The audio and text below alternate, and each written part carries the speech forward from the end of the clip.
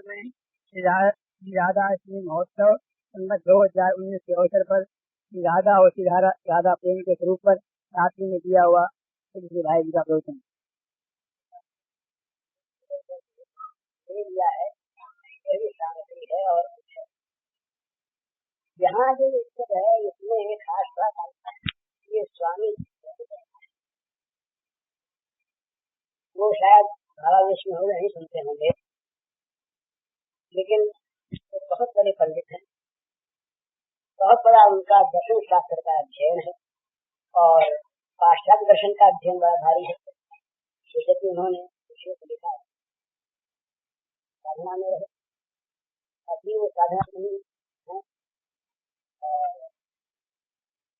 इस दिशा में प्रेम के मार्ग में उन्होंने बहुत कुछ अपने को आगे बढ़ा दिया है। तो ये जो चीज यहाँ पर है तो ये साधनात्मक दृष्टिकोण से उत्सव तो उसका एक बाह्य रूप है। उत्सव के प्राण नहीं, ये तो बाहरी वेश है, कपड़ा है। वास्तविक इसका उद्देश्य है स्वांत सुखाय, अपने सुख के लिए साधना करना। प्रचार भी उद्देश्य नहीं है और सचमुच प्रचार की वस्तु भी नहीं, प्रचार की वस्तु नहीं, अपने समझने की, अपने मानने की, अपने जानने की और अपने उस आनंद में निमग्न होने की चीज है। पर जब उत्सव होता है, सभा वगैरह होती है तो उसके अनुकूल ये सब तरह की चीजें की जाती है। अब ये कोई नहीं कह सकता, मैं तो नहीं कह सकता कि इसमें कोई छिपी वासना मन में है कि नहीं, होगी, अवश्य होगी। कौन जानता है। मनुष्य दूसरे को जिस आंख से देखता है उस आंख से अपने को, अपने अंदर को, अपने दोषों को, अपनी त्रुटियों को भगवत कृपा से जब कभी देखने लगता है तो उसे पता लगता है कि त्रुटियों से भरा जीवन है। मैं जब अपनी बचपन की बात से लेकर अब तक की बातों को याद करता हूँ तो सच कहता हूँ, मुझे मालूम होता है कि मन त्रुटियों से, अपराधों से, गुनाहों से भरा हुआ जीवन। अब भी न मालूम कितनी भूलें होती हैं, भूलों की कोई संख्या नहीं है, पर उन भूलों को याद रखने की प्रवृत्ति ये अपनी कमजोरी है। तो यहाँ ये जो कुछ है ये भगवान की कृपा है। किसी तरह से पता नहीं क्यों इस तरफ जीवन की नियुक्ति किसी ने कर दी, योजना से नहीं हुई, होते होते हो गई। तो उसका ये बाह्य रूप इस समय सामने है। आप सब बड़े बड़े विद्वान यहाँ पर, बड़े महात्मा, मैं वर्षों तक जिनके चरणों में बैठकर मुझे सीखना चाहिए, सीखता हूँ कुछ। उनके सामने मैं किसी इस रूप में नहीं कुछ कहना चाहता कि मैं कुछ जानता हूँ। एक प्रवाह है स्वाभाविक, वो प्रवाह किसी के द्वारा बहाया जा रहा है। कोई उसका ये गुप्त संकेत है, ये कोई उसका एक नियोजक है। उसकी इस नियोजक की प्रेरणा से, उसके संचालन से ये सब कुछ हो रहा है। इसमें यदि कोई अच्छी चीज है तो ये सब उसकी कृपा का फल है। और जितने दोष हैं, जितनी त्रुटियां हैं, जितने अपराध हैं, जितना अभिमान का ये आडंबर है, वो सब मेरा है। ये सत्य सत्य मैं कह रहा हूँ आपसे। इसलिए मैं आप सबसे क्षमा चाहता हूँ, आशीर्वाद चाहता हूँ। आप लोग सब कृपालु हैं, मुझ पर स्नेह करते हैं। स्नेहवश दोष नहीं दिखते, गुण दिखते। ये एक नियम है हमारा। जहाँ द्वेष होता है वहाँ गुण भी दोष दिखते, जहाँ राग होता है वहाँ दोष भी गुण दिखते हैं, दोष दिखते हैं। तो मेरे प्रति आप सबका अनुराग है, सबकी कृपा है। और इसलिए आप मुझे अच्छा बताते हैं, और ये मैं मानता भी हूँ, अच्छा न भी हूँ, तो आप लोगों की शुभ भावना से, शुभ आशीर्वाद से, शुभ प्रेरणा से अच्छापन पालूंगा, ये तो मुझे आशा करनी ही चाहिए। इतना निवेदन करने के बाद ये लिख इसलिए लिया, मैं लिखकर प्राय नहीं पढ़ा करता, पर ये लोग चाहते हैं कि उनके क्षति प्रति मिल जाए, इसलिए इसको लिख करके क्षति नहीं दूसरा है, तो इसे आप लोग आज्ञा दें तो मैं पढ़ूंगा। कामं तूलिकया करेण हरिणा या लक्तकैरंकिता नाना केलिविदग्ध गोपरमणि वृंदे तथा वंदिता। कामं तूलिकया करेण हरिणा या लक्तकैरंकिता नाना केलिविदग्ध गोपरमणि वृंदे तथा वंदिता। या संगुप्ततया कथोपनिषदान् हृद्येव विद्योतते। या संगुप्ततया कथोपनिषदान् हृद्येव विद्योतते। सा राधा चरणद्वयी मम गतिर्लास्यैकलीलामयी। सा राधा चरणद्वयी मम गतिर्लास्यैकलीलामयी। कालिन्दी तत्कुञ्जमन्दिरगतो योगीन्द्रवत् यत्पद ज्योतिर्ध्यान परस्सदा जपतियाम् प्रेमाश्रुपूर्णो हरिः। इसकी व्याख्या कालिन्दी तटकुञ्जमन्दिरगतो योगीन्द्रवत् यत्पद ज्योतिर्ध्यान परः सदा जपतियाम् प्रेमाश्रुपूर्णो हरिः। केनाप्यद्भुतमुल्लसिद्धरतिरसानन्देन सम्मोहिता सा राधेति सदा हृदि स्फुरतु मे विद्या पराद्यक्षरा। सा राधेति सदा हृदि स्फुरतु मे विद्या पराद्यक्षरा। रसिक श्याम की जो सदा रसमय जीवन मूरी। रसिक श्याम की जो सदा रसमय जीवन मूरी। तिन पद पंकज की सतत बंदों पावन धूरे। तिन पद पंकज की सदा बंदों पावन धूरे। जयति निकुंज बिहारिणी हरनि श्याम संताप। जयति निकुंज बिहारिणी हरनि श्याम संताप। जिन तन की छाया तुरत हरत मदन मदाप। जिन तन की छाया तुरत हरत मदन तदाप। परम भक्त चूड़ामणि और भक्ति के प्रसिद्ध आचार्य देवर्षि नारद जी श्री बजांगनाओं की परम प्रेम रूपा भक्ति का स्वरूप बतलाया है। तदर्पिता अखिलाचार्यता तद विस्मरणे परम व्याकुलता। अर्थात उसमें अखिल आचार्यता सहज समर्पित हो जाती है, अपने पास कुछ भी नहीं रह जाता। सभी दृष्टियों से और सभी प्रकार से परम अकिंचनता का उदय हो जाता है। तब परम प्रियतम श्री कृष्ण की मधुर मनोहर दिव्य सुधामयी सुख स्मृति रूपी मुनिजन दुर्लभ एकमात्र परम धन की प्राप्ति होती है। और इस भुक्ति मुक्ति की सहज विस्मृति से समन्वित प्रियतम स्मृति में कभी कहीं क्षण मात्र के लिए भी रुकावट सी आती है तो परम व्याकुलता उत्पन्न हो जाती है। जिसकी ऐसी स्वाभाविक स्थिति है वो है ब्रज गोपी। यथा ब्रज गोपी का नाम ये सूत्र है। इस गोपी भाव की परम मधुर परम विशद समुज्ज्वल सुधा धारा जिस मूल स्रोत से प्रवाहित होती है और प्रत्येक धारा का प्रत्येक सुधाकण जिस नित्य प्रवाही सुधा रसार्णव का एक सीकर होता है तथा प्रत्येक सुधाकण का अंत में जिस प्रेम सुधा समुद्र में पर्यवसान होता है वह इस धर्म प्रेम का मूल उत्स और इस प्रेम का अनंत गाध नित्य प्रवाही स्थिर नहीं नित्य प्रवाही समुद्र है श्री राधा जी। यही राधा का स्वरूप है।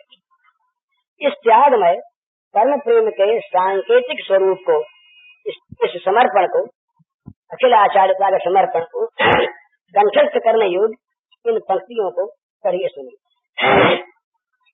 देह प्राण मन बुद्धि इंद्रिया इनके स्वाभाविक सब कर्म अभिलाषा आसक्ति कामना आशा तृष्णा के सब मर्म देह प्राण मन बुद्धि इंद्रिया इनके स्वाभाविक सब कर्म, अभिलाषा आसक्ति कामना आशा तृष्णा के सब मर्म, माया मोह अहंता ममता एवं उनके सब आचार, यह पर के परमार्थ स्वार्थ के ऊंचे नीचे सब व्यापार, धन जन जीवन स्वजन सुयश सत कीर्ति परम आदर सम्मान, सुगत सिद्धि संपत्ति सफलता प्रज्ञा अमल विवेक महान, देह धर्म परिवार धर्म सब लोक धर्म वैदिक सब धर्म, सर्व धर्म धर्मी धर्मात्मा धर्म शरीर धर्म का वर्म, देह कुटुम्ब स्वर्ग सुख अनुपम अतुल मुक्त सुख ब्रह्मानंद,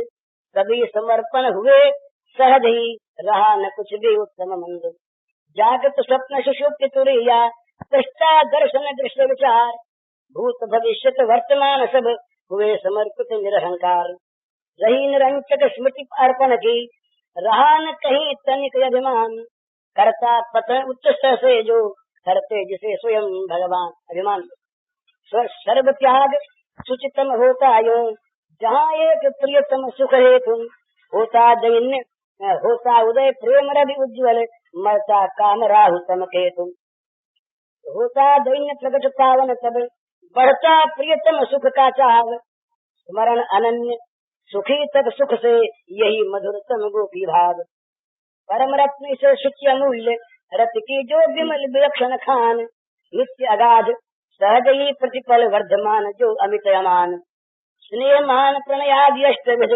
रतिका जो सर्वत्र सर्वोत्त स्वरूप, महाभाग रूपा वेराधा सहज कृष्ण कर्षणी अनूप, शरीर प्राण मन बुद्धि इंद्रियां उनके सभी स्वाभाविक कर्म, अभिलाषा आसक्ति कामना आशा और तृष्णा का संपूर्ण रहस्य, माया मोह अहंता ममता उनकी प्रेरणा से होने वाले सब आचरण, इस लोक के और परलोक के परमार्थ और स्वार्थ के ऊंचे नीचे सारे व्यवहार व्यापार, धन जन जीवन स्वजन सुंदर यश सात्विक कीर्ति और श्रेष्ठ आदर सम्मान, शुभ गति सिद्धि लौकिक और दैविक संपत्ति सफलता निर्मल बुद्धि और महान विवेक, देह के धर्म परिवार के धर्म सारे लोक धर्म सारे विध धर्म अन्य धर्म मात्र उनके धर्मी धर्म के आत्मा और धर्म का कवच, शरीर के कुटुंब के स्वर्ग के अनुपम सुख अतुलित मुक्त सुख और ब्रह्मानंद, ये सब कुछ सहज ही समर्पित हो गए,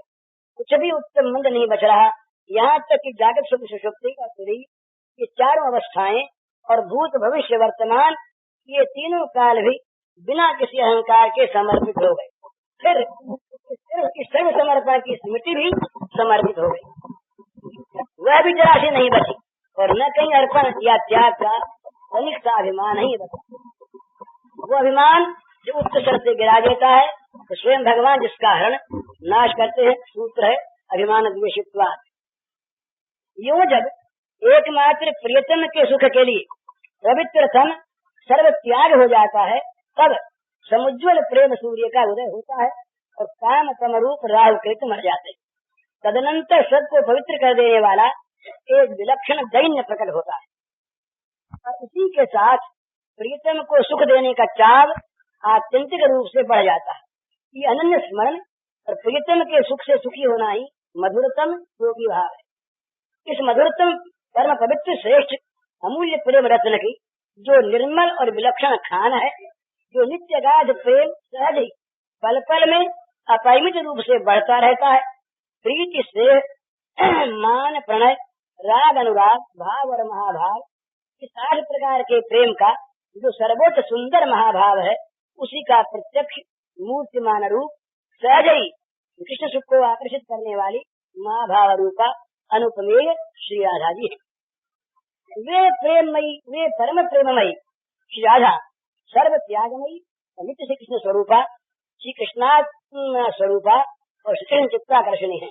इतना होते हुए भी इनकी सहज स्वभाव चेष्टा नित्य निरंतर श्री कृष्ण सुख के लिए हुआ करती है। ये दिन रात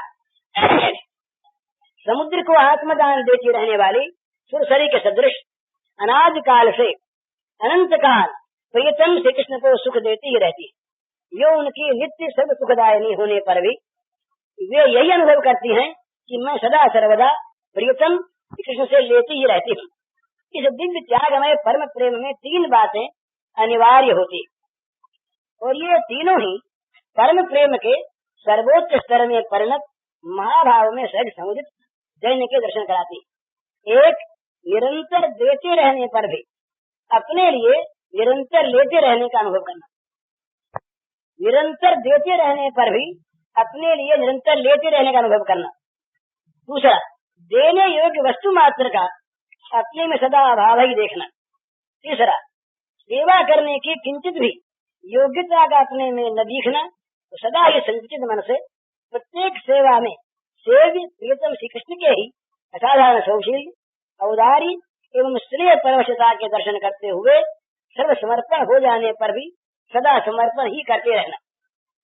परम महिमा में इस दैन्य के तीनों स्वरूप श्री राधा में पूर्ण रूप से प्रकट होने पर भी इनकी अधिकता, उज्ज्वलता, पवित्रता, सुगंध और सभ्यता सदा सर्वदा उत्तरोत्तर असीम की ओर बढ़ती ही चली जा रही।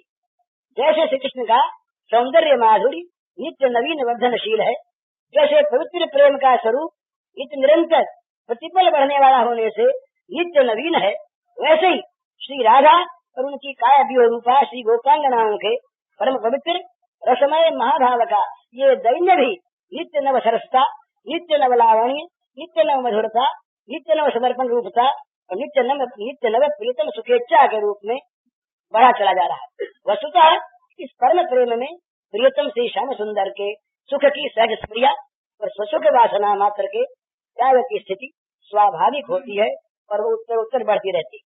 अतएव किसी भी विचार में, चेष्टा में, क्रिया में भोग मोक्ष की इच्छा के उदय का सर्वथा अभाव रहता है। उद्धव जी श्री कृष्ण के भेजे हुए ब्रज में जाते हैं, वे सबसे मिलते हैं, सबको समझाते हैं। अंत में भाग्यवती प्रेम स्वरूपा श्री गोपांगनाओं से और श्याम सुंदर की अभिन्न रूपा और उनकी प्राणाधिका श्री राधिका से एकांत में मिलते। पहले समझाने की चेष्टा करते और फिर उनकी प्रेम की महान उच्च स्थिति को देखकर हतप्रभ हो जाते।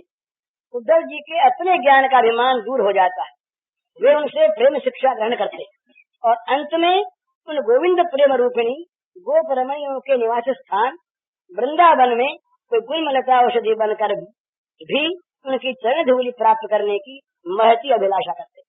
आशा महो हम श्याम वृंदावने किमति गुलमलता औषधि नाम या दुस्त्यजम स्वजन मार्य पथम सहित्वा भेदुत मुकुंद पदवी ज्ञान। अहो, इस वृंदावन में मैं कोई झाड़ी, बेल अथवा औषधि, जड़ी बूटी ही बन जाऊं, ऐसा बन जाऊंगा तो मुझे इन ब्रजांगनाओं की चंद्रज निरंतर मिलती रहेगी। उस चंद्रज में स्नान करके मैं धन्य हो जाऊंगा। इन गोपियों की बड़ी महिमा है। इन्होंने प्रेम में भगवान जिनको श्रुतियां वेद उपनिषद सदा खोजती रहते हैं परंतु पाते नहीं, उन भगवान की पदवी को, तन्मयता को, उनके परम प्रेम को पा लिया है और इसके लिए इन्होंने दुष्ट स्वजन संबंधी और लोक वेद के मर्यादा आर्य मार्ग का भी परित्याग कर दिया। फिर उद्धव जी वहां से चलने लगते। तब श्री राधा जी विकल हो जाती, वे कहने लगती हैं, उद्धव राधा श्री अभागिनी दुख भागिनी पापिनी कौन, जिनको छोड़ मधुपुरी जाकर माधव मधुर हो गए मौन। जिनको छोड़ मधुपुरी जाकर माधव मधुर हो गए मौन, ऐसी प्रिय वियोगिनी तरुणी मेरे सिवा न कोई और। प्रिय बिछोह में शून्य दिखते जिसको सभी काल सब छोर। पल पल में बढ़ता जाता है दारुण से दारुण उर्दाह, सूखे कंठ ताल सब जिसके निकल न पाती मुख से आह। प्रीतम के वियोग की ज्वाला में कैसा भीषण उत्ताप, कर न सकेगा उसका कोई कभी कल्पना से भी माप। मेरे मन की विषम वेदना रहती मन में ही अव्यक्त, मेरे मन की विषम वेदना रहती मन में ही अव्यक्त। भाषा नहीं पहुँच पाती है शब्द नहीं कर पाते व्यक्त, भाषा नहीं पहुँच पाती है शब्द नहीं कर पाते व्यक्त। कैसे किसे सुनाऊं उद्धव मैं अपने मन की ये बात, कौन बोध दे कर सकता शीतल मेरे जलते घात। कौन बोझ दे कर सकता, शीतल मेरे जल से घात। दुखी न हो वो देख मुझे तुम, जाओ उद्धव हरि के पास। दुखी न हो वो देख मुझे तुम, जाओ उद्धव हरि के पास। झुलसा देन कहीं ये मेरे तुम्हें घोर संताप विश्वास। झुलसा देन कहीं ये मेरे तुम्हें घोर संताप विश्वास। उद्धव इस राधा के सदृश भागिनी, दुख भागिनी तथा पापिनी भला और कौन होगी, जिसको छोड़कर उसके बड़े मीठे माधव मधुपुरी चले गए और वहां जाकर कहना सुनना भी बंद कर दिया। प्रीतम का ऐसा वियोग सहने वाली तरुणी मेरे सिवा और कोई नहीं। उधर प्रीतम के बिछोह में आज सभी देश सभी काल सूने दिखाई दे रहे हैं। पल पल में मेरे हृदय का दाह भीषण से भीषण रूप में बढ़ा चला जा रहा है। इस ताप से मेरे कंठ तालु भी सुख गए कि मुंह से आ भी नहीं निकल पाती। प्रीतम के वियोग की ज्वाला में कैसा भयानक ताप होता है, इसका परिमाण कोई कभी कल्पना से भी नहीं कर सकता। मेरे मन की भीषण वेदना मेरे मन में ही अप्रकट रह जाती है। न वहाँ तक कोई भाषा पहुँचती है, न कोई शब्द उसे व्यक्त कर पाते हैं। मैं अपने मन की बात उद्धव किसे सुनाऊं और कैसे सुनाऊं? और जब कोई मेरे हृदय की बात को जानता ही नहीं, तो मुझे प्रबोध देकर कौन मेरे जलते भूनते अंगों को शीतल कर सकता है? उद्धव तुम मेरा दुख देख कर दुखी न हो। मेरा अपहरण करके चले जाने वाले उन हरि के पास चले जाओ। यहाँ ठहरे तो कहीं मेरे ये घोर आग उगलने वाले श्वास तुम्हारे अंगों को झुलस न दे। जो कहते कहते राधा अति व्याकुल हो जाती है, मूर्छित होकर जमीन पर ढुलक पड़ती है। उद्धव जी के द्वारा समयोचित उपचार किए जाने पर कुछ समय के बाद राधा जी की चेतना लौटती है। तदनंतर राधा के दुख से अत्यंत दुखी, उनके ताप से संतप्त सहज सूरज उद्धव क्षोभ प्रकट करते हुए कहने लगते हैं, महिमा मई राधा, मैं अब तक जानता था हमारे श्याम सुंदर सदैव सहृदय हैं और प्रियजन सुखद हैं, पर आज इन सब गोपाल ललाओं की और तुम्हारी उनके वियोग में ऐसी दारुण दीन दशा देखकर मैं ये निश्चित रूप से अनुभव करने लगा हूँ कि वे सचमुच बड़े निष्ठुर निर्दय हैं। राधे, तुम उन कपटी निर्मोही बंधु का स्मरण करके क्यों इतना दुखी हो रही हो? श्री राधा को उद्धव के इन सहानुभूतिपूर्ण वचनों में भी प्रीतम की निंदा का सुनना सहन नहीं हुआ और वे उन्हें बीच में रोक कर बोल उठी, उद्धव ऐसा मत हो, वे मेरे प्राणनाथ कदापि निष्ठुर निर्दय नहीं है, वे बड़े ही सदैव सहृदय है। मैं जानती हूँ उनका हृदय अत्यंत कोमल है। अब भी वो मेरी स्मृति से पता नहीं कितने कैसे व्याकुल हो रहे होंगे। वे बिना ही रूप गुण देखे सदा मुझ पर मुग्ध रहते हैं। ये तो मैं ही अभागिनी हूँ। उद्धव, मैं उन प्राणनाथ प्रियतम को कैसे भूल जाऊं? उनकी मधुर मधुर स्मृति ही मेरा जीवन है, मेरा अस्तित्व है। इस राधा के रूप में केवल उनकी स्मृति ही तो बची है। क्षण भर की भी उनकी विस्मृति का अर्थ है राधा का मरण, राधा के अस्तित्व का अभाव। विसारूं कैसे श्याम सुजान, एकमात्र स्मृति है आत्मा, स्मृति ही जीवन प्राण। विसारूं कैसे श्याम सुजान, एक मधुर अनन्य स्मृति प्रिय की नित्य अखंड बनी मन। प्राणी पदार्थ परिस्थिति सबको सहज भयो समर्पण। नित नव सुंदरता नव माधुरी, नित नव रूप विकास, नित नव प्रीति नित्य नव गौरव, नित नव रास विलास, नित नव नेह भाव नित नूतन, रात दिवस मन राजत। नित नव संगम की मधुर स्मृति, हियम नित्य विराजत। गुण गरिमा महिमा सुहाग सुख रस वर्षी मुस्कान। आतुर मान मनावनी बोलनी सुधा मधुर रस खान। चरण कमल मुख मंडल मधुमय, रूप के श्रृंगार। विकट भ्रकुटी दृग नलिन विशद, पदनूपुर की झनकार। श्रवण मात्र मन होत प्रहर कृत, परस प्रफुल्लित देह। स्मृति में होत सुस्निग्ध आत्मा, उपजत नित नवने। कोटि कोटि सत मन मध जिनके पटतर आतल जावत। ब्रह्मा शिव सनकादि गुण निको, जिनके पार न पावत। एक बार सपने हूँ जिनकी ने रूप रास के दर्शन। अगर जग बिसरी कियो तिन अपनो सर्वस दिवस समर्पण। जिनके मधुर मनोहर मंजुल, गुण स्वर लहरी अतुलित। पाहन काठ करत द्रवमय जल, मच तरु करत सुमुकुलित, मच तरु करत सुमुकुलित, मच तरु मरे हुए गाछ को भी मुकुलित कर देगी। वायु सूर्य के हैं, वायु सूर्य की गति संधित कर चल करत सब चेतन, तिनको प्रियतम रूप पाई पुनि कैसे सुध बिसरे मन। मेरे प्राणनाथ वे प्रियतम मधुर मधुर जीवन धन, रात दिन वे रहते रे में बिलगत नहीं है दिन। ऊधो तिनमें मैं वे मोह में नहीं भेद को लेश, प्रीतम के जग जाओ सदा से मेटो मन को क्लेश। मैं सुजान श्याम सुंदर को कैसे भूल जाऊं, एकमात्र उनकी वो स्मृति ही तो मेरी आत्मा है, वो स्मृति ही मेरे जीवन प्राण है। प्रीतम की एक अनन्य अखंड स्मृति नित्य मेरे मन में बनी रहती है।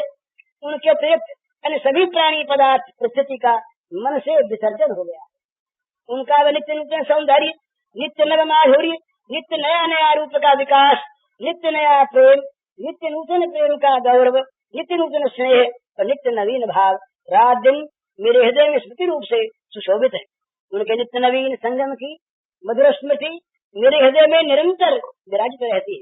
उनकी वह गुण गरिमा महिमा, उनके द्वारा मिला हुआ सौभाग्य सुख, उनकी वह रस बरसाती मधुर मुस्कान, मेरे मान करने पर आती होकर मनाने की मधुर चेष्टा, उनकी सुधा मधुर रस की खान बाणी, उनके वे अरुण चरण कमल, उनका मनोहर मुखमंडल मधुमय रूप और उनका वे केशों का रूप श्रृंगार, वे बांकी भाव हैं विशाल कमल दल लोचन एवं पैरों के नूपुरों की झनकार मुझे सदा ही स्मरण करके जलाती रहती।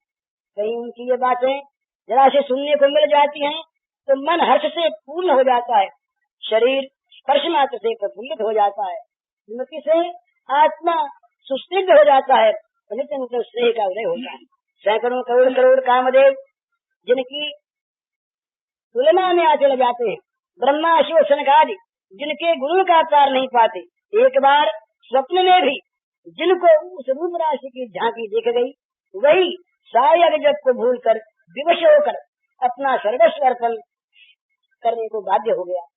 जिनके मधुर मनोहर सुंदर गुण और जिनकी स्वर लहरी ऐसी अतुलित है कि जो कठोर पाषाण और काष्ठ को भी द्रवमय जल बनाकर बहा देती है, मरे हुए वृक्षों को हरे भरे करके भली भांति मुकुलित कर देती है, वायु तथा सूर्य की चाल रोक देती है, तो समस्त संसाधनों को अचल कर देती है। ऐसे उनको मैंने प्रीतम रूप में प्राप्त किया। उद्धव, अब भला मेरा मन उन्हें कैसे भूल जाए, जो मेरे प्राणनाथ हैं, मेरे प्रीतम है, मेरे मधुर से भी मधुर जीवन धन है, वे रात दिन मेरे हृदय में निवास करते हैं, एक क्षण के लिए भी अलग नहीं होते। उद्धव, मैं उनमें हूँ और वे मुझमें हैं, हम दोनों में लेश मात्र भी भेद नहीं। तुम तुरंत उन प्रीतम के पास पहुँचकर उनके मन के क्लेश को दूर कर। इतना कहती भाव बदला। वियोग की विषम वेदना पुनः जागृत हो गई और वे मूर्छित होकर पुनः गिर पड़े। प्रयास करने पर जब उन्हें चेत हुआ तब वे रोती हुई बोली, गच्छ वत्स मधुपरी सर्वं बोधय माधवम यथा पश्यामि गोविंदम प्रयत्नेन तथा निष्फलम मे गतं जन्म गच्छ मिथ्या दुराशया आशा ही परमं दुखम नैराश्यम परमं सुखम। वत्स उद्धव, तुम मथुरा जाओ और माधव को सब बातें समझाकर जिससे हम लोग उनके दर्शन कर सकें ऐसा प्रयत्न करो। तुम तुरंत चले जाओ, हमारा जीवन तो मिथ्या दुराशा में ही निष्फल हो गया, आशा ही परम दुख है और निराशा परम सुख है। राधिका जी यूं कहकर फिर रोने लगे। उद्धव जी ने उनके चरण कमलों में प्रणाम करके प्रस्थान किया। उद्धव जी के जाती राधिका जी पूरे मूर्छित हो जाती हैं।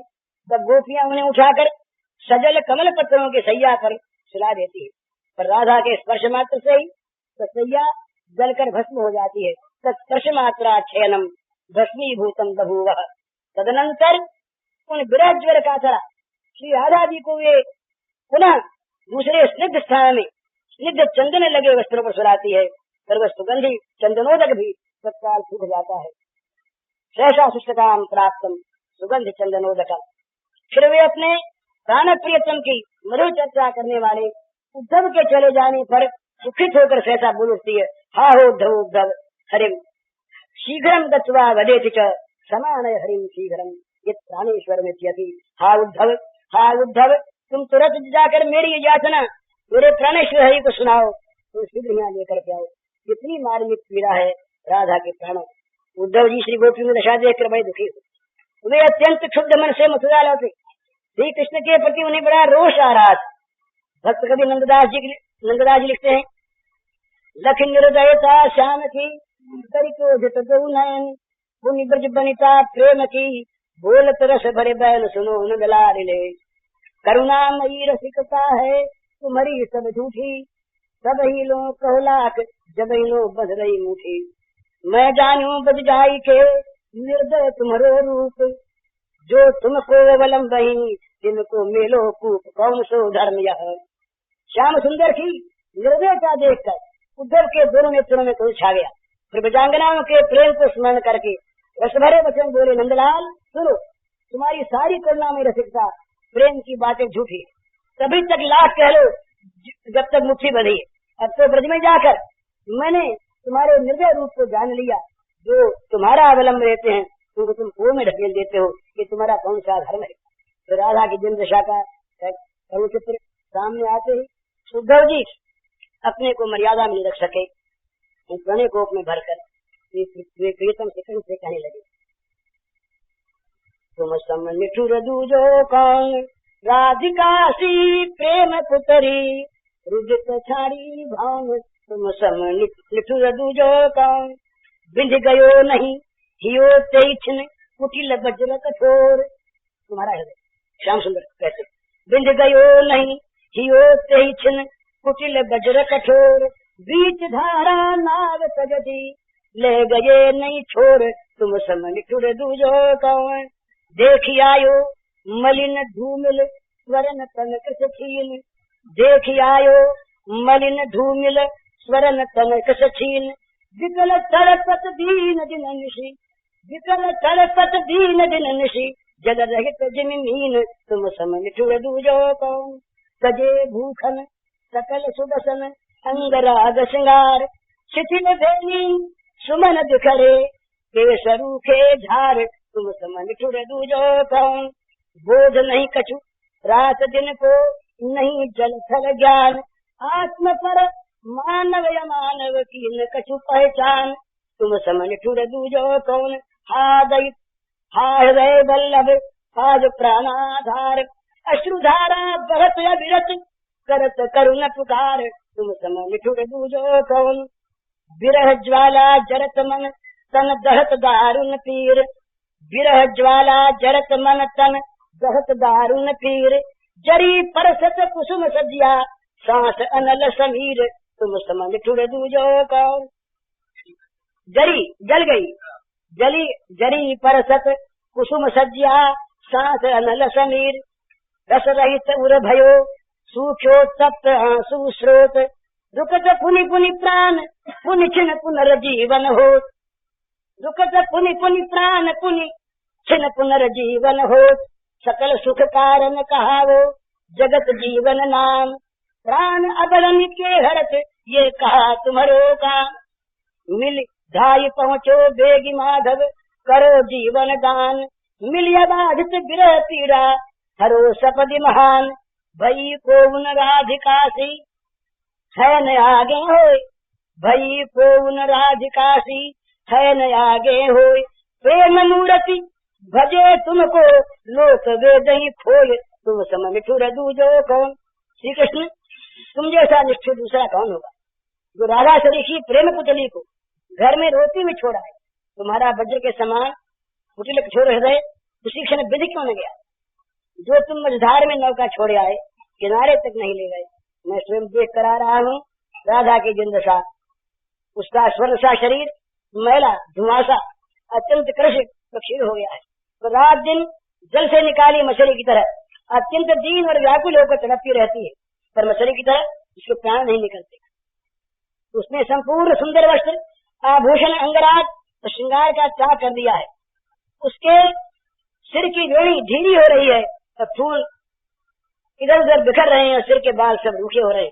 उसे न रात दिन का पता है, न जल स्तर का ज्ञान है, और न वो अपना पराया जानती है, और न उसे मनुष्य पशु पक्षी की पहचान रह गई है। वह विराम आंसुओं की धारा बहाती हुई हा प्यारे, हा हृदय बल्लभ, हाय मेरे प्राणाधार कहती हुई कर्म पुकार करती रहती। तुम्हारे विरह की ज्वाला से उसका मन जल रहा है, शरीर भयानक पीड़ा से दहकता रहता है। पुष्पों की सैया उसका स्पर्श होते जल गई, श्वास के से पावक में पवन निकलता रहता है।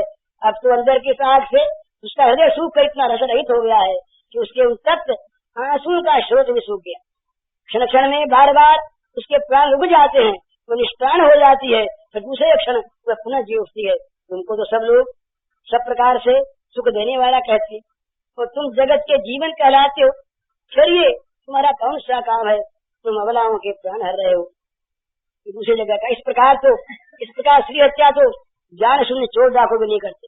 स्त्री हत्या नहीं वांछन्ति ज्ञान ही नाश दस्य, ब्रह्म वैवर्त का श्लोक। स्त्री हत्या नहीं वांछन्ति ज्ञान ही नाश दस्य। अरे माधव, तुम तुरंत दौड़ कर वहाँ जाओ और राधा को जीवन दान करो, उससे निर्वाध मिलकर तुरंत उसकी मान विरह यंत्रणा को दूर करो। देखो, राज्य का सरीखी प्रेम की प्रतिमा न तो कोई पहले हुई, न अब है और न भविष्य में होगी ही, जो सारे लोग वेद को खोकर केवल तुम्हारा भजन करती है। इस पर श्री कृष्ण उद्धव को समझाकर बता देते हैं कि उनमें और तथा राधा और गोपांगनाओं में कोई भेद नहीं। इन बातों से पता लगता है कि राधा के हृदय में कितनी भयानक वियोग वेदना है और प्रियतम भगवान के मिलने पर उसे कितना सुख हो सकता है। परंतु निर्मल दिव्य प्रेम की मूर्ति राधा श्याम सुंदर के सुख को ही अपना स्वभाव बनाए हुए, इससे वे मथुरा तो जाती नहीं, पर श्याम सुंदर के समीप रहने से भी उन्हें कोई कष्ट न हो जाए, इस कल्पना से कांप उठती है और उनसे दूर, बहुत दूर भाग जाना चाहती है। इस विषय में एक संत ने अपनी अनुभूति से बहुत लिखा है, उसमें से 3 छंद यहाँ पर दिए जाते हैं, बड़े मार्मिक।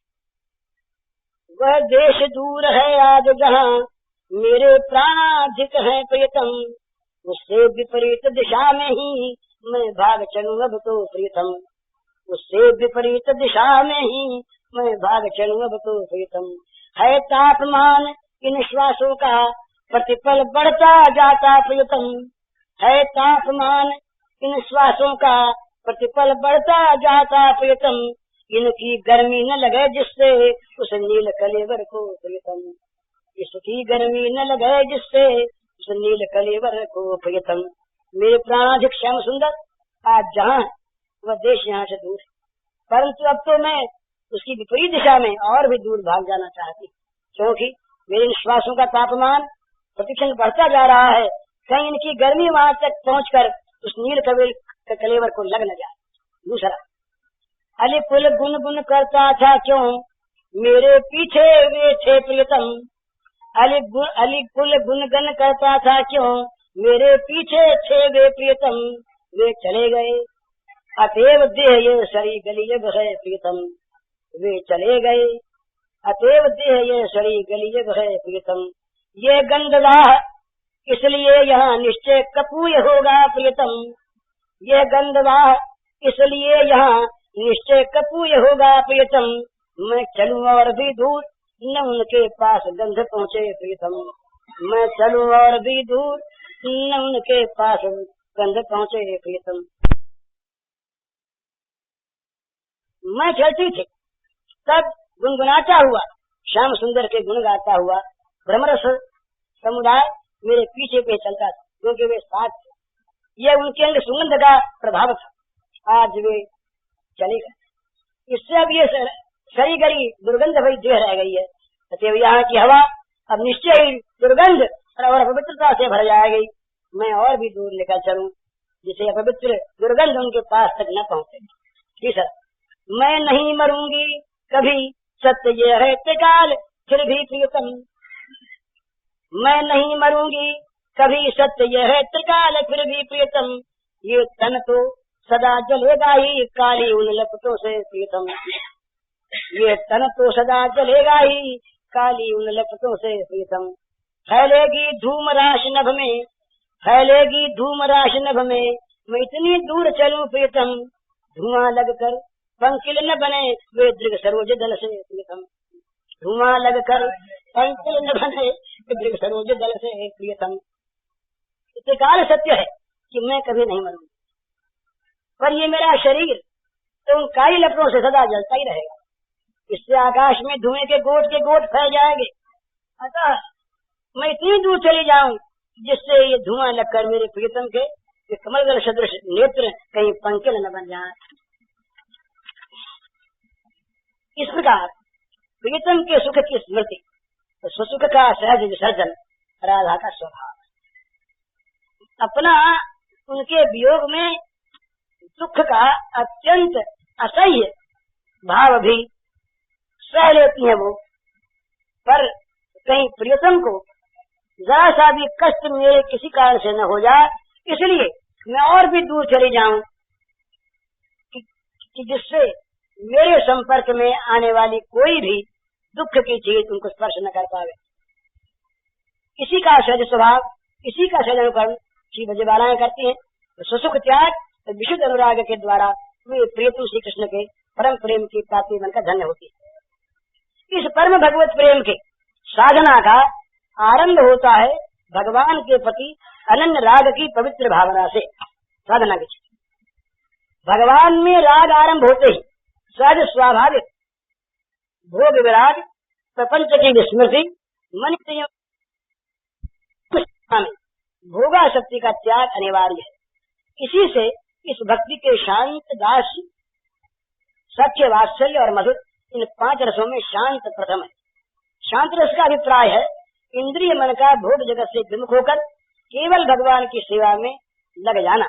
वेदांत के साधन चतुष्टय में विवेक वैराग्य के पश्चात मन का संयम, इंद्रियों का दमन, द्वंद्व सहिष्णुता, अचल श्रद्धा और समाधान की स्थिति भक्ति के शांत रस में हो जाती है।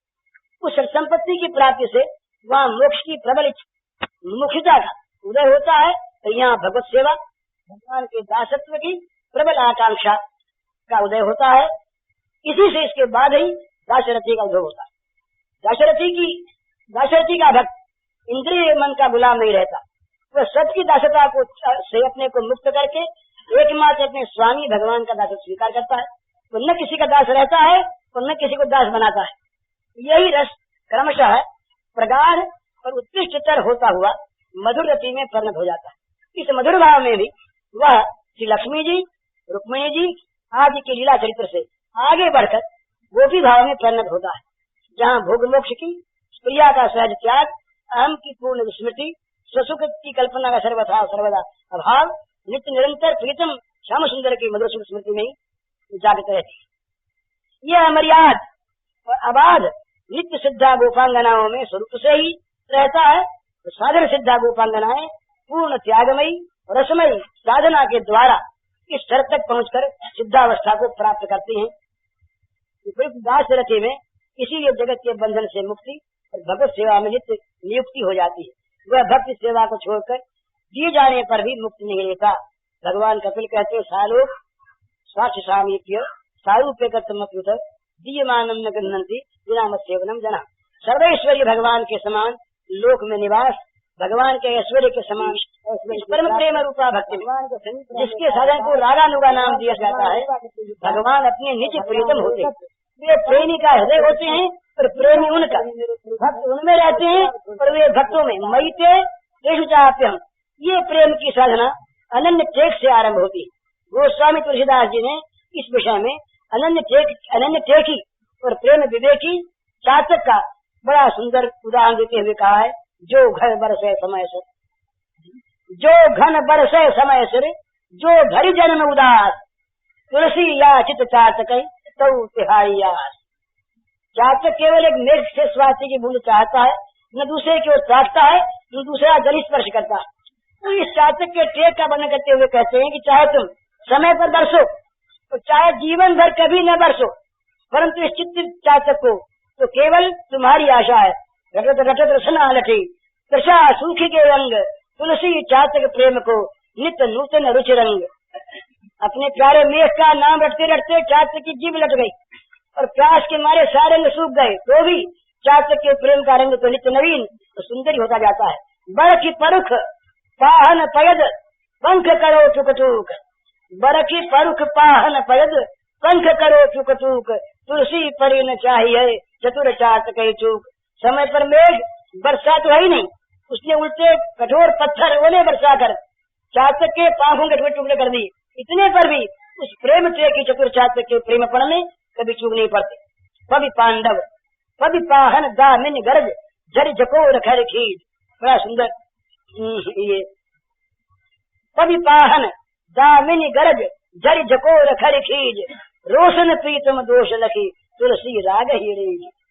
मेघ बिजली गिराकर, ओले बरसाकर, बिजली चमकाकर, कड़क कड़क कर, वर्षा की झड़ी लगाकर और तूफान के झकोरे देकर चातक पर चाहे जितना बड़ा भाई रोष प्रकट करे, पर चातक को प्रीतम का दोष देखे क्रोध नहीं आता, उसे दोष दिखता ही नहीं, पर इसमें भी अपने प्रति मेघ का अनुराग देखकर बीत जाता है। अरे वो मुझको बरसाता है, मुझको अपना मानता है ना।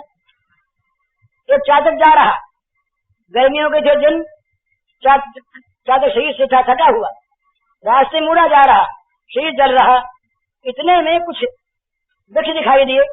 दूसरे साथी पक्षियों ने कहा भी जाए इन पर विश्राम कर लो, तो अनन्य प्रेमी चातक को ये बात अच्छी नहीं लगी।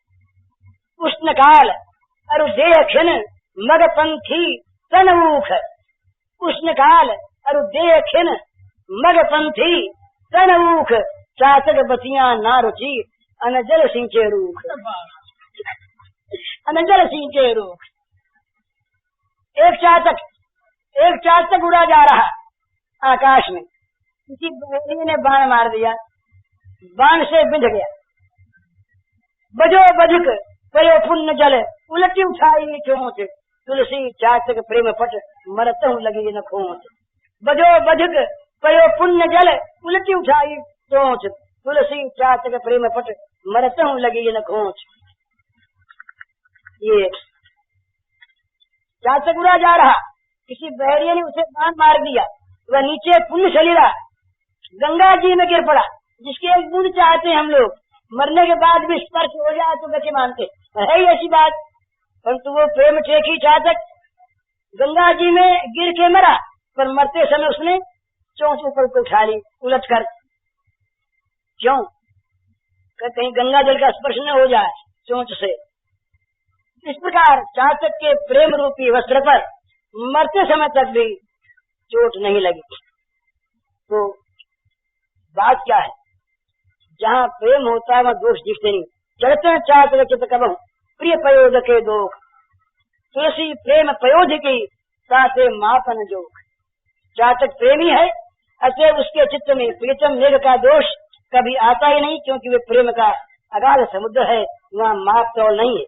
प्रेम देना जानता है, लेना नहीं। प्रेम का बदला चाहना हो, चाहना तो वास्तव में प्रेम है ही नहीं, वो तो लेन देन का व्यापार है। इसी से कहा गया है भोग मोक्ष इच्छा पिशाचिनी, जब तक करती मन में वास, तब तक पावन दिव्य प्रेम का कभी न होता तनिक विकास। मुक्ति मुक्ति स्प्रिया यावत पिशाची हृदय वर्तते। तो अतएव इस पथ पर आना चाहने वाले व्यक्ति को पहले निश्चय कर लेना चाहिए कि विषय भोग के साथ भगवत प्रेम का कदापि मेल नहीं है। भोग सुख भी रहे और भगवान का पवित्र प्रेम भी मिल जाए, ये वैसी मूर्खता पूर्ण बात है कि रात्रि भी रहे और सूर्य का उदय भी हो जाए, अथवा किसी का मरना भी बंद न हो और वो अमर भी हो जाए। इसलिए इस प्रेम मार्ग के पथिक को अहम के सुख की इच्छा का और अहम की स्मृति का भी त्याग करने की तैयारी करके इस मार्ग पर पैर रखना चाहिए।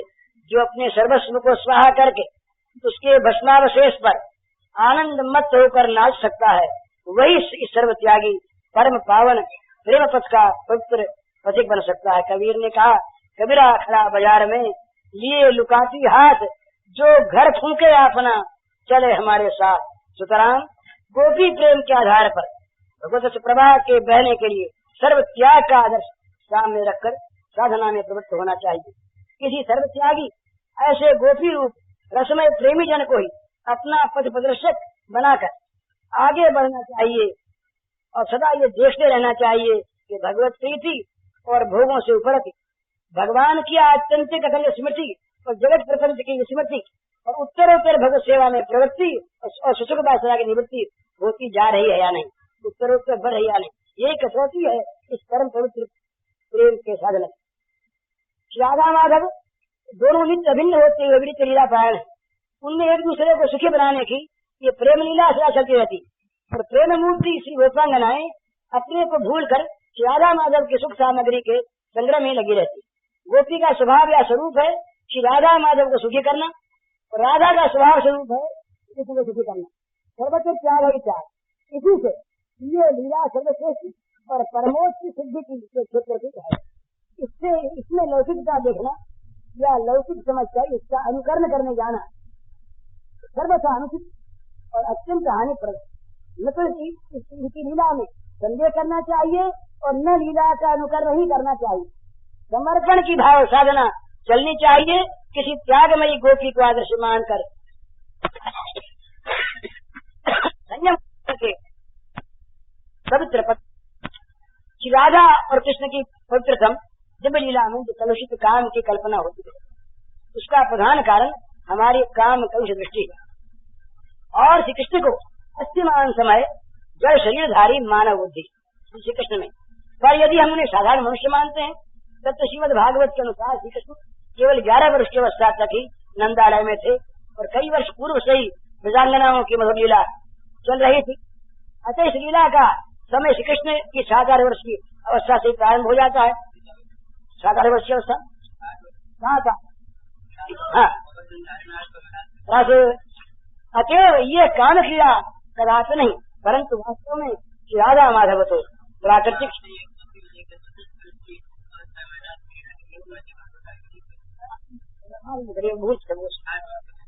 अतएव उनमें कलुषित काम की कल्पना एक महान अपराध है और हमारा भूत खत्म करने वाला है। थोड़ा सा और इसी प्रकार लोग बार बार राधा कृष्ण के विवाह की बात पूछते हैं। कई प्रश्न आए थे, अब की थोड़ा सा रह गया। इसमें भी उनके स्वरूप का ज्ञान ही कारण है। जो जिनमें कभी भेद की कल्पना नहीं, जो सच्चिदानंद स्वरूप है, उनमें परस्पर विवाह होने न होने का कोई प्रश्न उठता है। महानुभाव उनका विवाह भी देखते हैं। तो ब्रह्म वैवर्त पुराण के अनुसार स्वयं ब्रह्मा जी के द्वारा एकांत में उनके विवाह कराए जाने का वर्णन मिलता है। इसके साथ एक प्रश्न और आजकल आ रहा है, वो यह है राधा जी का किसी अन्य गोप के साथ विवाह। राधा जी के रायाण गोप के साथ विवाह की बात आती है। रायाण ये यशोदा के भाई थे। उसमें श्री दामा का शाप कारण था, परंतु वह विवाह भी स्वयं राधा जी के साथ नहीं, छाया के साथ हुआ। मैंने किसी ग्रंथ की एक बात माने दूसरी न माने, ये तो ठीक नहीं। जिस ग्रंथ में रायाण के साथ विवाह का उल्लेख है, उसी ग्रंथ में राधा के साथ न होने का उल्लेख। तो ये विवाह राधा जी के साथ नहीं, छाया के साथ हुआ था, ऐसा स्पष्ट उल्लेख मिलता है। वहाँ लिखा है राधा जी अयम निजा थी, माता के पेट से पैदा नहीं हुई। माता ने योग माया की प्रेरणा से वायु को ही जन्म दिया, परंतु वहाँ स्वेच्छा से राधा प्रकट हो गई। 12 वर्ष बीतने पर उन्हें यौवन में प्रवेश करती देख माता पिता ने रायाण गोप के साथ उनका संबंध निश्चित किया। उस समय श्री राधा घर में छाया को स्थापित करके स्वयं अंतर्धान हो गई। उस छाया के साथ उक्त रायाण का विवाह हुआ। वास्तविक श्री राधा का विवाह तो हुआ था पुण्यमय वृंदावन में कृष्ण के साथ। जगत सृष्टा विधाता ने विधि पूर्वक संपन्न कराया था। अयोनि संभवा देवी, वहाँ के श्लोक, अयोनि संभवा देवी वायु गर्भा कलावती सुषाव मलया वायु सा तत्राविर्बभूव अतीते द्वादशाब्देतु दृष्ट्वा त्वां नव यौवनां सार्धं रायाण वैश्येन तत्संबंधं चकारस छायां संस्थाप्य तद्देशे सान्तर्धानं चकारः बभूव तस्य वैश्यस्य विवाह छायया सा। कृष्णेन सह राधाया पुण्य वृंदावने बने विवाह कारयामास जगताम निधि। और ये राधा की छाया कौन थी, इसका भी स्पष्ट उल्लेख उस पुराण में है। केदार राज की कन्या, केदार राज को थे, केदार राज की कन्या वृंदावन के तप करने पर भगवान ने उसको वर दिया था कि तपस्या के फलरूप तुम मुझे प्राप्त करोगे। फिर ब्रज में असली राधा की जी जब वृषभानु की कन्या के रूप में उत्पन्न होगी, तब तुम छाया के रूप में उत्पन्न होगी। विवाह के समय रायाण छाया रूपी तुमसे विवाह करेगा और वास्तविक राधा तुमको रायाण के हाथों में अर्पण करके अंतर्धान हो जाएगी। गोकुलवासी मूढ़ लोग रायाण पत्नी तुम्ही को राधा माने रहेंगे, उस समय असली राधा तो मेरे पास निवास करेगी, तो छाया रूपणी तुम रायाण की स्त्री होकर जीवन यापन करोगी।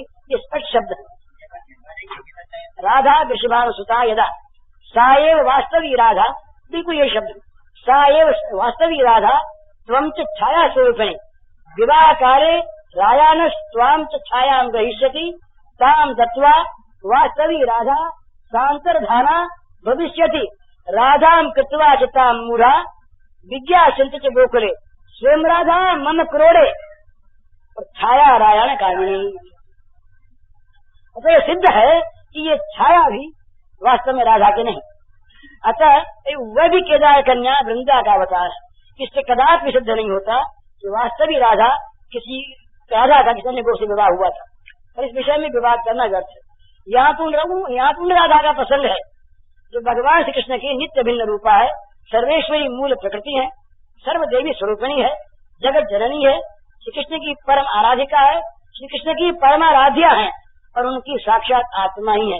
कृष्ण ने कहा है यथा क्षीरित धावल्यम दायिका च हुताशने भूमौ गंधो जले शैत्यम तथा त्वयि मम स्तुति धावल दुग्धयोरैक्यम दायिका नलयो यथा भूगंध जल शैत्यानाम नास्ति वेद तथा वयो मया बिना त्वं निर्जीवा चा दृश्यो हम त्वया बिना। जैसे दूध और उसकी धवलता में, अग्नि और उसकी दायिका शक्ति में, भूमि और गंध में, जल और उसकी शीतलता में कोई भेद नहीं, वैसे ही तुम में मुझ में कोई अंतर नहीं। जैसे धवलता और दूध अभिन्न है, दायिका शक्ति और अग्नि अभिन्न है, भूमि तथा गंध और जल और शीतलता अभिन्न है, वैसे हम दोनों भी एक हैं, कोई भेद नहीं। मेरे बिना तुम निर्जीव हो, मैं तुम्हारा जीवन हूँ, और तुम्हारे बिना मैं अप्रकट हूँ, लीला प्रकट नहीं होता। परम प्रधानम परमम परमात्मानम ईश्वरम सर्वाद्यम सर्वपूज्यम च निरीहम प्रकृति परम स्वेच्छामयम नित्य रूपम भक्तानुग्रह विग्रहम तस्य प्राणाधिकाराधा बहु सौभाग्य संयुता महाविष्णु प्रसून साठ मूल प्रकृति ईश्वरी। श्री कृष्ण सबसे प्रधान परमात्मा परमेश्वर, सबके आदि कारण, सर्व पूज्य, निरीह प्रकृति से परे वर्तमान है। राधिका जी स्वयं कहती है मूल प्रकृति है। इस हिसाब से रा शब्द महाविष्णु विश्वानी से लोमसु विश्व प्राणिषु विश्वेषु धात्री मातृवाचक धात्री माता में तेषाम मूल प्रकृतिरीश्वरी तेन राधा समाख्याता हरिणा च पुरा बुधई। रा शब्द का अर्थ है जिनके एक लोमकूप में संपूर्ण विश्व भरे हैं, वे महाविष्णु तथा उनके अंदर निवास करने वाले विश्व के प्राणी और संपूर्ण विश्व। धा शब्द धात्री तथा माता का वाचक है। राधिका कहती है अतएव मैं ही महाविष्णु विश्व के संपूर्ण प्राणी तथा समस्त विश्व की धात्री माता ईश्वरी मूल प्रकृति हूँ। ये सब देवियों की मूल रूपा है। भगवान कहते हैं पंच लक्ष्मी शिवा धात्री सावित्री च पृथक पृथक गोलोकी स्वयं राधा राशे राशे स्वरी सदा। श्री राधा देवी राधोपनिषद में है कृष्णेन आराध्यति राधा कृष्णम समाराधयति सदैति राधिका। कृष्ण इनकी आराधना करते हैं इसलिए ये राधा है, और ये सदा कृष्ण की समाराधना करते हैं इसलिए राधिका कहलाती है। स्कंद पुराण में है आत्मा राम श्री कृष्ण से ध्रुव आत्मा से राधिका येयम राधा यश कृष्णो रसाभिर्दयश्चैक कीर्णार्थम जुधाभूत एवं यथा छाया शोभमाना ये उपनिषद है। श्री राधिका जी रस सिंधु श्री कृष्ण का देह एक है, केवल लीला के लिए दो स्वरूप में प्रकट है। जैसे शरीर अपनी छाया से सुशोभित हो, हमारा ये महान पुण्य है और हम सब राधा जी की के बड़े ही कृपा भाजन हैं जो उनका इस प्रकार स्मरण कर रहे हैं। अंत में आज इस राधा जी के प्राकट्य महोत्सव के दिन हम उनसे प्रार्थना करें जिन श्री राधा के करें नित्य श्री हरि गुणगान, जिनके रस लोभी रहे नित्य रसमय रस खान, प्रेम भरे ही सो करे श्रवण मनन नित्य ध्यान, सुनत नाम राधा तुरत भूले तन को भान, करे नित्य दृग अली मधुर मुख पंकज मधुपान करे नित्य दीर्घ अली मधुर। मुख पंकज मधुपान प्रमुदित पुलकित रहे लखी अधर मधुर मुस्कान। जो आत्मा हरि की परम जो नित जीवन प्राण बिसर अपन को रहे नित जिनके बस भगवान। सहज दया मई राधिका वो करी कृपा महान करत रहे मुँह अधम को सदा चरण रजदान। ये अंत में ये व्यास जी का बड़ा सुंदर प्रार्थना का पद है। किशोरी तेरे चरणन की रज पाऊं बैठी रहूं कुंजन के कोने श्याम राधिका गाऊं। या रज शिव सनकादिक लोचन सूरज शीश चढ़ाऊं व्यास स्वामिनी की छवि निरखत विमल विमल जस गाऊं। बोलो परम प्रेम की मूर्तिमान सच्चिन्मयी मूर्तिमा श्री राधिका की जय जय। इससे ये प्रकट हो गया होगा कि ये जो उत्सव है ये साधन की दृष्टि से है। साधना की बात ही प्रधान मानकर हम लोग चलते हैं। ये उत्सव रस ये श्रृंगार ये बाहर की चीज है। ये इसके प्राण नहीं आत्मा नहीं वो है साधना। और वो साधना आध्यात्मिक साधना रसमयी साधना। उस साधना का किसी प्रकार से हमारे जीवन में प्रवेश हो जाए इसीलिए ये इसका श्री राधा प्राकट्य महोत्सव का ये महोत्सव ये मनाना आरंभ हुआ और मनाया जा रहा है। क्या होगा ये राधा रानी जाने। हरिओम। अच्छा बोलो।